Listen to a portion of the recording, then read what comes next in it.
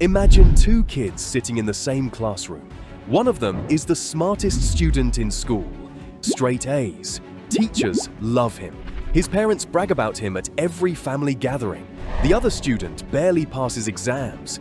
Teachers constantly tell him he's not applying himself. Fast forward 20 years. The first student has a respectable job, a mountain of student loans, and a LinkedIn profile filled with impressive credentials.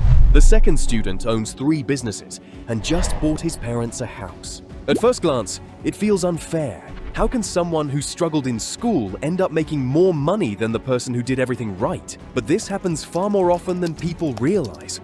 And the reason isn't that smart people are incapable of making money. The reason is that the habits that make someone successful in school are often the exact opposite of the habits that create wealth in the real world. Let's start with the first trap, the intelligence trap. Highly intelligent people are very good at seeing problems. In fact, that's usually what makes them intelligent in the first place. They can analyze situations, identify risks, and imagine all the ways something could go wrong. But when it comes to business or making money, this ability can backfire, because instead of taking action, they start analyzing everything. They analyze the market, they analyze the competition, they analyze the risks, they analyze the timing, and before they know it, 6 months have passed and they still haven't started. Meanwhile, someone with less analytical thinking simply tries something. Maybe they fail. Then they try something else. They fail again. Then they adjust. Eventually, something works. While the smart person is still building the perfect plan, the average thinker is already learning from real-world experience. And in the world of money, experience beats theory almost every time. But the real problem begins much earlier, inside the education system. School is designed to reward a very specific kind of behavior. You get rewarded for having the right answer. You get rewarded for following instructions. You get rewarded for avoiding mistakes. And you get punished for getting things wrong. Over time, this trains intelligent students to become extremely careful. They learn to avoid failure. They learn to play it safe. They learn to wait until they are absolutely sure before making a move. But the real world works very differently. In business, mistakes are not punished the same way they are in school. They're expected. Every successful entrepreneur has failed dozens of times. The difference is that they treat failure as feedback. School teaches you to avoid mistakes. Wealth often requires you to make them. And this leads to another problem smart people struggle with: perfectionism. When intelligent people start something, they want it to be perfect. They want the perfect strategy, the perfect timing, the perfect business plan.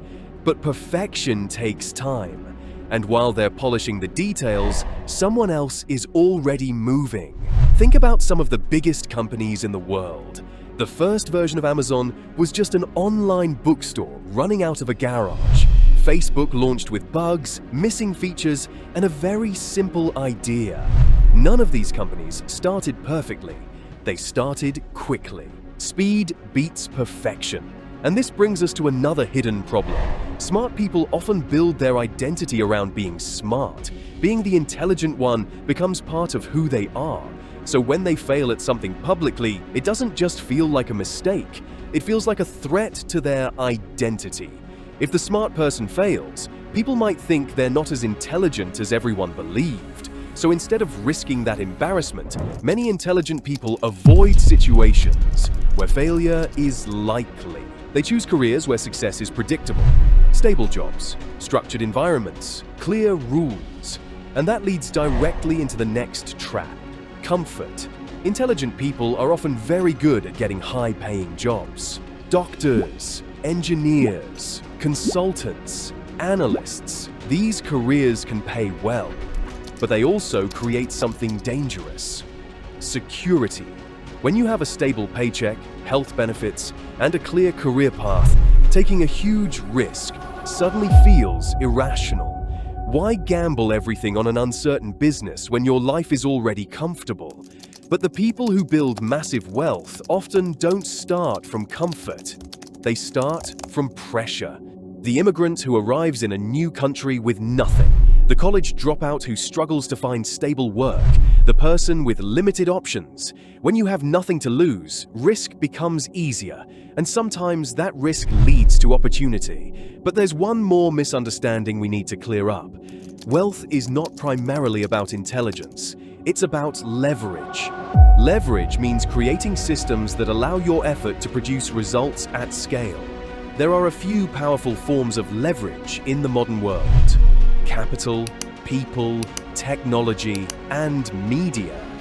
If you build a product that can be sold to millions of people, your income is no longer limited by the hours you work. If you build an audience online, your ideas can reach millions.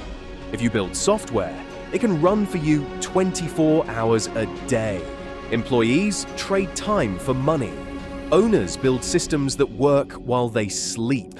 And this is where action becomes the most important factor. Most wealthy people don't have perfect plans. They have an action bias. They test ideas quickly. They adjust quickly. They move forward even when things are uncertain, because they understand something that smart people sometimes forget. Clarity comes from action, not from thinking. Now, this doesn't mean intelligence is useless. In fact, when intelligence is combined with action, it becomes incredibly powerful. An intelligent person who is willing to experiment, fail, learn, and adapt can move faster than almost anyone else. But intelligence alone isn't enough, because the market doesn't pay you for how smart you are. It pays you for the value you create, and value is created in the real world, not inside your head. So if you've always been the smart one, remember this: your intelligence isn't the problem. Overthinking is. The same brain that helped you succeed in school can help you succeed financially, but only if you stop waiting for the perfect moment and start moving.